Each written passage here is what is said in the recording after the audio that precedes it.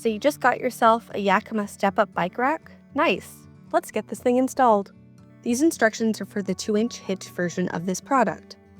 To start with the base installation, you will insert the tongue and align the holes with the holes in the hitch receiver.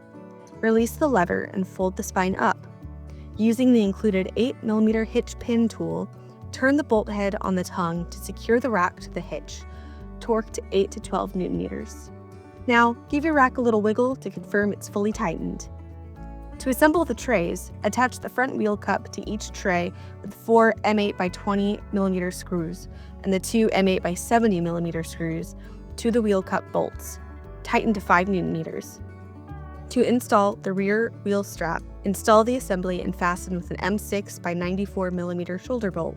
It is helpful to use the outermost position for bike wheelbases over 40-inch wheelbases, and to use the inner position for wheelbases between 30 inches and 40 inches. Place the inner tray, the one with a large Yakima logo on the underside, into the spine bracket, oriented so the front wheel cup is on the driver's side of the vehicle. Attach the tray to the tray bracket using 4 M8 by 21mm screws and 4 M8 washers and hand tighten. Fully tighten using the included 6mm hitch pin tool to 23 Nm.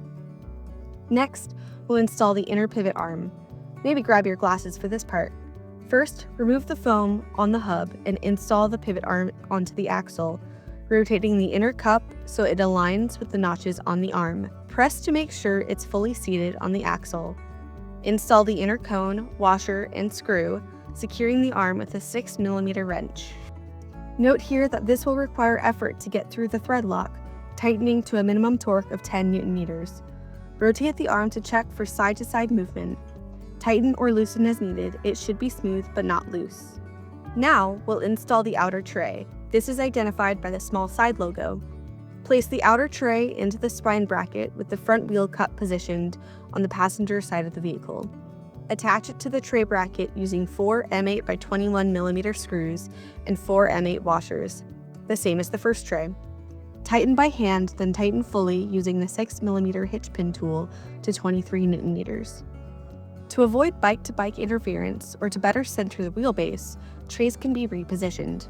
Now we will install the outer pivot arm the same way we did the first. Insert and secure the hitch pin tool by inserting it through your hitch and tongue. Install the pin onto the end of the hitch bolt, attach the hitch lock, and use a key to lock it. Time to prepare for loading.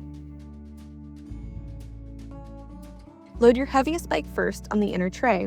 We'll secure the pivot arm by rotating it up and over the tire until the hook rests 1 inch or less from the brake or fork crown. Push the hook against the tire by applying firm pressure on the hook body. Now secure the wheel strap by routing it tight through the wheel spokes and insert the end through the buckle and pull firmly to tighten.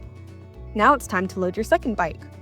It's the same process as the first bike, but facing the other direction. Rotate the pivot arm into the proper position and compress it.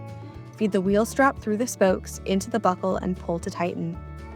For easier access to the rear of the vehicle, with or without bikes loaded, you can tilt the carrier down. Happy riding!